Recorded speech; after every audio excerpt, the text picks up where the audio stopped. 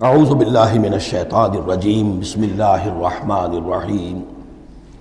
وَيَقُولُ الَّذِينَ آمَنُوا لَوْلَا نُزِّلَتْ سُورَةٌ، اور کہتے ہیں یہ لوگ جو ایمان کے دعوے دار ہیں کیوں نہیں کوئی صورت نازل ہوئی۔ یہ بہت اہم آیت ہے اس صورت کی کہ اصل میں حضور نے جب وہ چھوٹی چھوٹی مہمیں بھیجنی شروع کر دی تھی اس وقت تک کوئی ایسی صحیح آیت کہ اب اللہ کے راستے میں نکلو اور قتال کرو شاید نازل نہیں ہوئی۔ اذن کے درجے میں تو بات آ گئی کہ سورہ حج کے اندر آیت نازل ہو گئی تھی، لیکن سورہ حج کو بھی بعض حضرات چونکہ مدنی سمجھتے ہیں تو ہو سکتا ہے وہ بھی اس کے بعد نازل ہوئی ہو اگر وہ رائے صحیح ہو۔ باقی سورہ بقرہ کے اندر جو آیات آئی ہیں وہ بھی یہ ہے کہ جب وہ تم سے جنگ کریں، قاتلوا فی سبیل اللہ الذین یقاتلونکم، اور بظاہر ہجرت کے بعد ابتدا ابھی مکے والوں کی طرف سے نہیں ہوئی تھی، انیشیٹو حضور نے لیا ہے،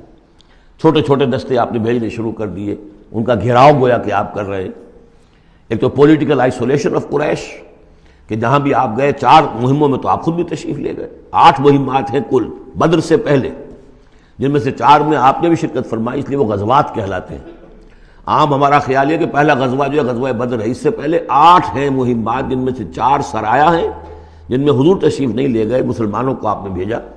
اور 4 غزوات ہیں۔ جہاں آپ گئے وہاں جا کر آپ نے وہاں کے قبیلے سے، اس علاقے میں جو قبیلہ آباد تھا اس سے آپ نے صلح کر لی۔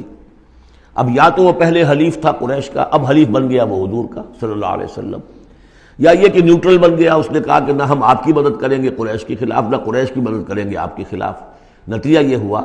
کہ پولیٹیکل جو انفلوئنس تھا، zone of influence, political influence Quraysh کا وہ کم ہو رہا ہے۔ پھر آپ نے قافلوں کا پیچھا کیا تو اس سے اندازہ ہوا کہ اب ان کی لائف لائن جو ہے، ان کی تو شہرت تھی وہ، اس کے اوپر آپ نے ہاتھ ڈالا۔ یہ چیزیں چونکہ آپ کی طرف سے ہوئی ہیں، اس وقت تک مکے والوں کی طرف سے جو بھی کچھ انہوں نے کیا، مکے میں ستایا مارا پیٹا، وہ تھے اپنی جگہ۔ ہجرت کے بعد ان کی طرف سے کوئی اقدام نہیں ہوا۔ اس پر یہ لوگ جو تھے جو ذرا اس جنگ وغیرہ سے اور اس معاملے سے اپرا رہے تھے تو ان کو ایک دلیل ملی ہوئی تھی، وہ کہتے تھے لولا نزلت سورۃ، کیوں نہیں کوئی سورت نازل ہو جاتی۔ یہ تو محمد صلی اللہ علیہ وسلم نے خود ہی اپنا ایک سلسلہ شروع کر دیا ہے اپنی ذاتی رائے سے۔ ان کا خیال ہوگا جیسے کوئی مہم جو انسان ہوتا ہے، تو شاید اسی طریقے سے اب یہ جو ہے مہم جو انسان بن گئے۔ لولا نزلت سورۃ فاذا انزلت سورۃ محکمۃ، پھر جب ایک محکم صورت نازل کر دی گئی، وذکر فیہا القتال، اور اس میں قتال کا حکم آ گیا۔ رأیت الذین فی قلوبہم مرض، تو اب تم دیکھو گے ان لوگوں کو کہ جن کے دلوں میں روگ ہے، ینظرون الیک نظر المغشی علیہ من الموت، اب آپ کی طرف ایسے دیکھیں گے جیسے وہ شخص دیکھتا ہے جس پر موت کی غشی طاری ہو رہی ہوتی ہے۔ دلیل ان کی ختم ہو گئی۔ اب وہ کہتے تھے کہ آیت اترے، کو قرآن نازل ہو جس سے معلوم ہو کہ اب قتال ہے، یہ اللہ کا حکم ہے۔ اسی لیے اسی آیت میں جو لفظ قتال آیا ہے، اسی کے حوالے سے اس سورت کا نام سورہ قتال بھی ہے۔ فَإِذَا أُنزِلَتْ سُورَةٌ مُحْكَمَةٌ وَذُكِرَ فِيهَا الْقِتَالُ رَأَيْتَ الَّذِينَ فِي قُلُوبِهِم مَّرَضٌ يَنظُرُونَ إِلَيْكَ نَظَرَ الْمَغْشِيِّ عَلَيْهِ مِنَ الْمَوْتِ فَأَوْلَىٰ لَهُمْ، تو افسوس ہے ان پر، بربادی ہے ان کے لیے۔ طاعۃ وقول معروف، دیکھو ایمان لائے ہو، ایمان کا دعویٰ کر رہے ہو تو اطاعت لازم ہے تم پر، طاعۃ وقول معروف۔ ہاں کوئی مشورہ دینا ہے، بھلی بات کہنی ہے، کوئی حرج نہیں ہے، مشورہ دے سکتے ہو، اچھی بات کہہ سکتے ہو، لیکن اطاعت کرنی پڑے گی۔ فَإِذَا عَزَمَ الْأَمْرُ، مشورے کے بعد جب فیصلہ ہو جائے، ایک بات طے ہو جائے، فَلَوْ صَدَقُوا اللَّهَ لَكَانَ خَيْرًا لَهُمْ، تو اب اگر انہوں نے جو وعدہ اللہ سے کیا ہوا تھا اور جو میثاق ایمان ان کا ہے، اس کو اگر یہ سچا کریں گے، ثابت ہوں گے سچے، تبھی ان کی خیریت ہے، تبھی ان کے لیے بہتری ہے۔ فَهَلْ عَصَيْتُمْ إِن تَوَلَّيْتُمْ أَن تُفْسِدُوا فِي الْأَرْضِ وَتُقَطِّعُوا أَرْحَامَكُمْ۔ اس آیت کے 2 ترجمے کیے گئے ہیں، پہلے میں وہ ترجمہ کر رہا ہوں کہ جو شیخ الہند کا بھی ہے اور مجھے اسی سے اتفاق ہے، کہ تم ذرا سوچو،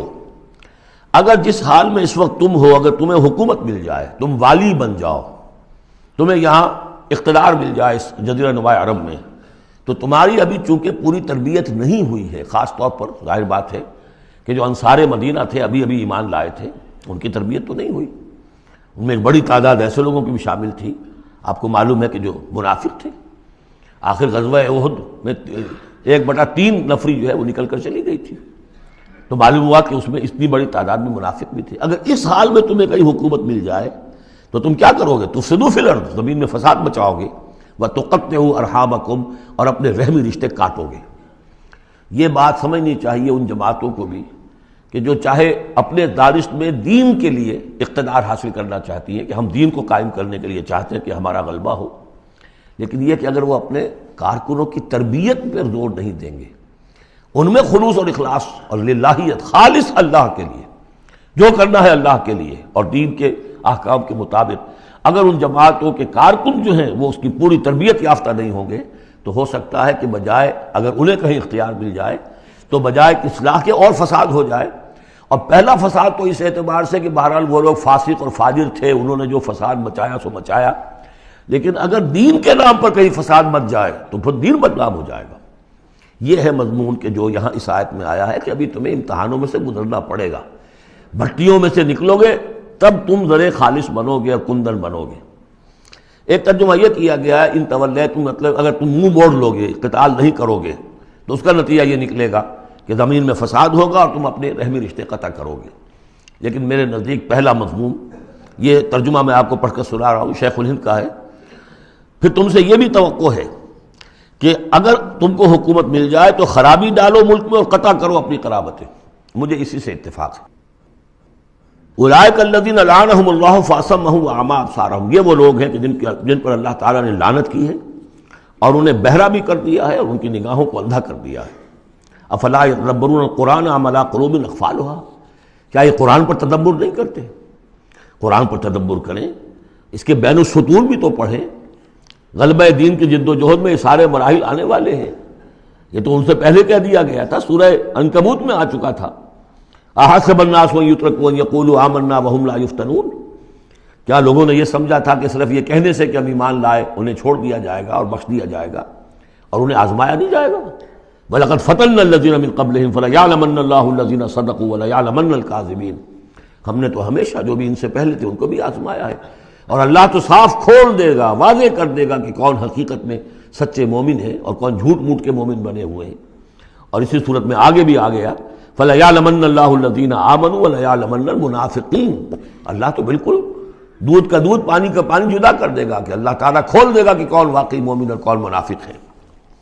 تو کیا یہ لوگ قرآن پر تدبر نہیں کرتے یا ان کے دلوں پر قفل پڑ چکے ہیں؟ ان الذین ارتدوا علی ادبارہم من بعد ما تبین لہم الہدی، یقیناً وہ لوگ جو اپنی پیٹھوں کے بل مڑ جائیں گے اس کے بعد کہ ان پر ہدایت واضح ہو چکی ہو۔ الشیطان سول لہم، شیطان نے در حقیقت ان کے لیے یہ مرحلہ ارتداد کا اور پیچھے مڑ جانے کا آسان کر دیا ہے۔ وَأَمْلَىٰ لَهُمْ، اور ان کو بڑی طول عمل کے اندر پھنسا دیا ہے، لمبے لمبے ان کی امیدیں ہیں دنیا کے اندر۔ ظاہر بات ہے دنیا میں بڑے بڑے نقشے بنا رکھے ہیں،